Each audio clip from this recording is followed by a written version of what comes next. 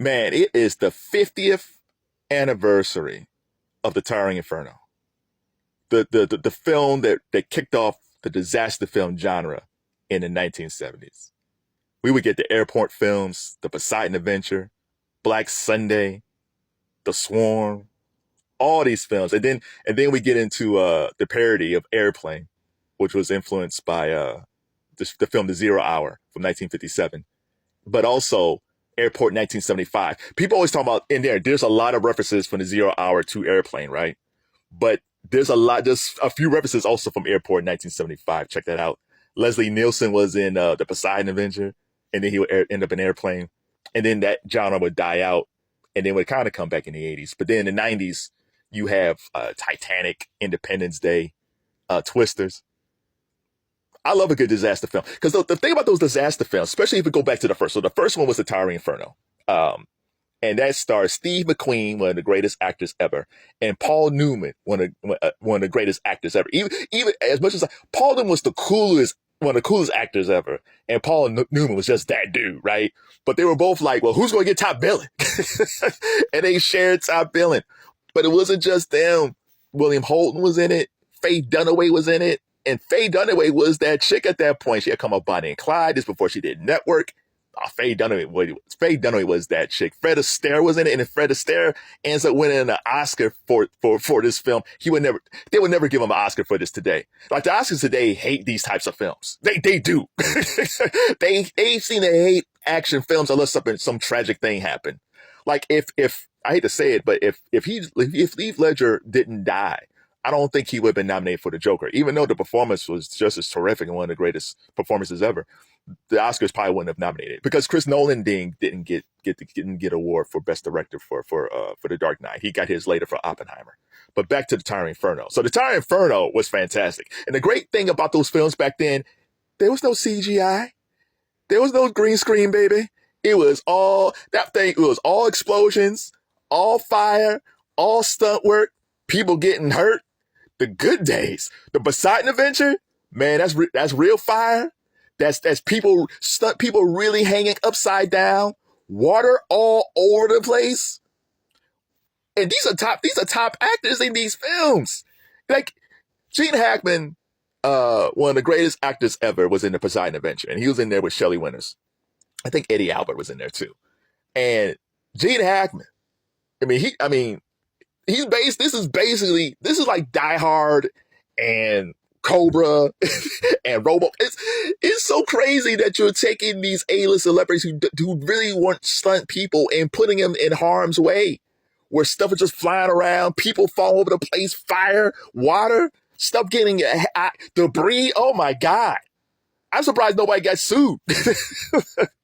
but it makes you wonder, like, what compelled some of these actors to do it? So for some of these actors, like maybe for Steve McQueen and Paul Newman, like their heyday, like especially for those two, is like in the 60s. Like Paul Newman popped up in the 50s. So his heyday was like in the 50s and in the 60s. And Steve McQueen was clearly in the 60s. And maybe things at that point had changed a bit. Because if you really look at it, the pivot, you have Bonnie and Clyde, and then you have Dustin Hoffman in The Graduate, and then you have Jack Nicholson. So you have these new actors coming in. So you have Jack, Dustin, Warren Beatty, Pacino, De Niro. So guys like Paul Newman and Steve McQueen, even though they were great in the 60s, by the time we get to the late 60s, they were getting pushed out.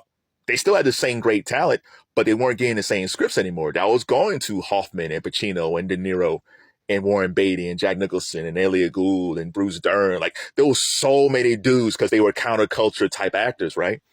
And those guys in the 60s, even though they were cool, like in the early 60s to the mid 60s, like McQueen and Newman, they was kind of out. So they still had a mortgage. They still had ex-wives. They still had mistresses. They still got a lot of stuff to pay for. So I think when these films popped up, I don't think these guys really wanted to do it.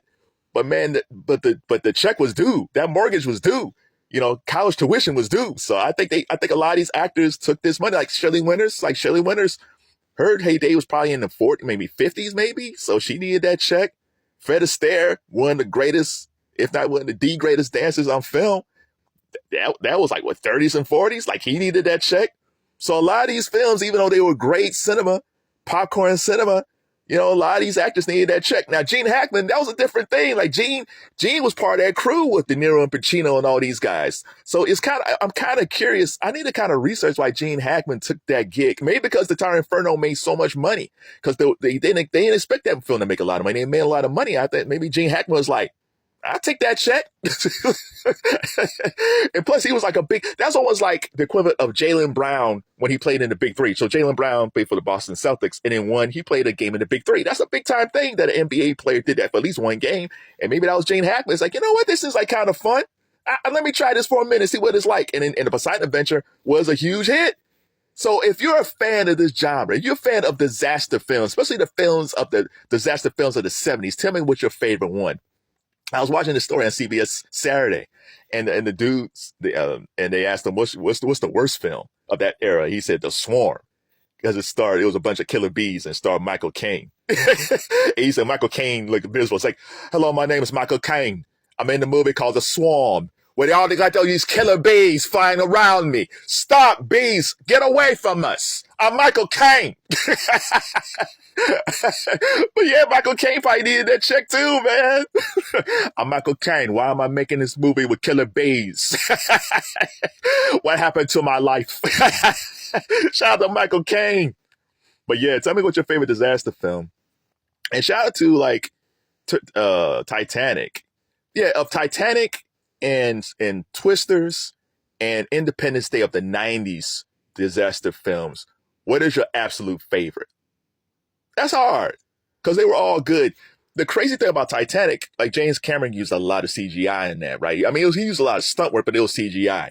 And you look at it versus the Poseidon Adventure, where there was no CGI. Like, they built up upside down sets. They had people falling down. Like, Cameron did too, but man, he put people in harm's way a bit, but not like the Poseidon Adventure. Oh my God. Fantastic films. Go check them out.